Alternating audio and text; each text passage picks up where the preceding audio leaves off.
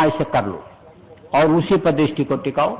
दूसरे नाम, तीसरे नाम, चौथा नाम, पांचवा नाम, जिनके राम को लो उनके रूप को याद करो और माला पूरा 108 दाने का, एक नाम का एक नाम का अलग अलग जपते जाओ और आखिर में जय गुरुदेव, ध्यान गुरु महाराज।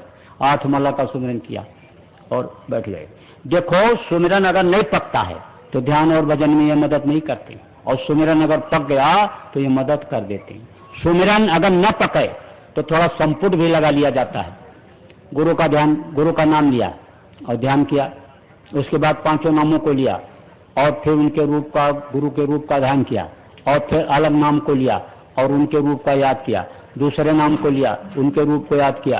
तीसरे नाम को लिया, उनके रूप को याद किया। चौथे नाम को लिया, उनके रूप को याद किया।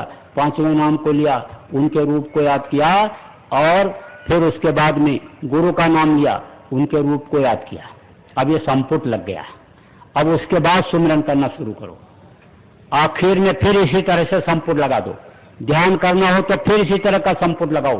ध्यान खत्म करना हो तो फिर इसी तरह का संपुट लगाओ। भजन करना हो, शुरू करना हो तो फिर संपुट इसी तरह का लगा लो। खत्म करना हो तो फिर इसी तरह का संपुट लगा लो। तो इससे मदद मिल जाती है।